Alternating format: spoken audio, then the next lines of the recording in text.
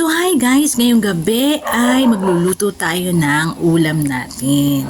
Oo, for dinner kasi si mami ko hindi siya nakapagluto dahil naggamas siya. Oo, so napagod siya kaya time ko na magluto. So yung luluto natin ay yung madali lang kasi hindi naman tayo sanay magluto at saka gabi na. So kailangan madalian lang yung pagluluto natin. Kaya ang naisip kong iluto ay ginisang Hokkaido na may patatas. So samahan nyo ako, magluto tayo! Ayan, meron tayong patatas. Siyempre, may Hokkaido, may mantika, at saka siyempre, bawang, sibuyas, at kamatis. So, yan lang naman yung ingredients nun, madali. Kaya, kayang-kaya kong lutuin yan. O, diba? Hindi ako nagluluto, pero kailangan magluto kasi nga, si mami ay pagod. Siyempre, ang una, paiinitin muna natin ang ating kawali. Ayan. Medyo kumukulo-kulo na yung tubig. Nawawala na yung tubig. Ayan. Painitin muna natin yan. So, mainit na. Ilagay na natin yung mantika. Ayan. Dahil magpiprito tayo ng patatas. Ayan. Lagyan na natin ang patatas. Ayan. Tapos haluin natin. Ayan.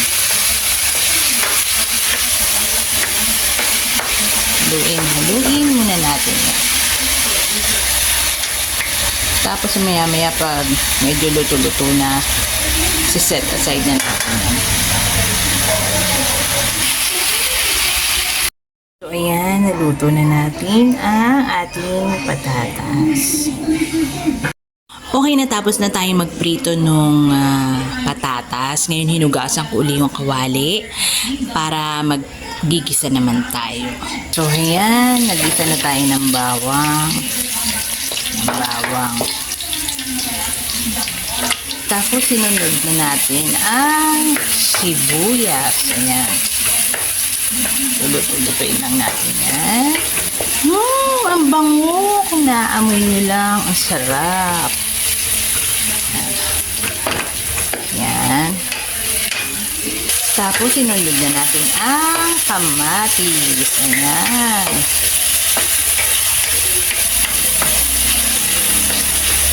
Kamatis.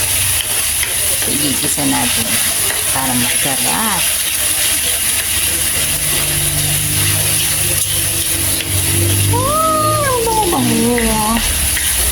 Yan.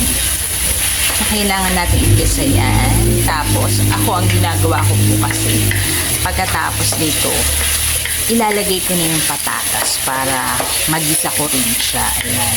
Kasi yung iba, parang iba yung pamamaraan nila. So, ito yung sa atin. Ayan, nilagay na natin yung patatas para mag-isa-isa rin siya. Pero sandali lang yan kasi naluto na naman yung patatas.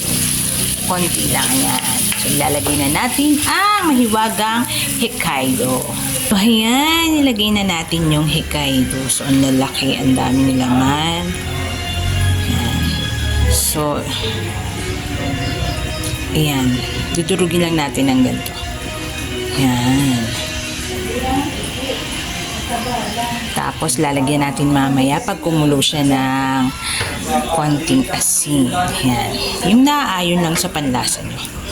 Tapos lalagyan din natin ng konting tubig para madami siya. O di ba? Ito na ang tinatawag nating ginisang Hokkaido na may patatas. So ayan, antayin lang natin yung kumulo. Tapos kapag medyo kumulo pa na isa, ay okay na. Kakain na tayo. Ayan, luto na. Kumukulo na siya. Ayan, ito yung mga sarap na nito. O yan, tayo po ay nakaluto na. Kaya tayo ay kakain na. So, yun lang guys. Bye-bye! Ito ang tinatawag na ginisang Hokkaido na may patatas. Yan yung niluto ko. Yan ang ulam namin ngayong hapunan. Yan, kumakain na sila ng niluto ko. Kasi pag hapunan, konti lang talaga kami kumain. Ayan. So mukhang nagustuhan naman nila. Yay!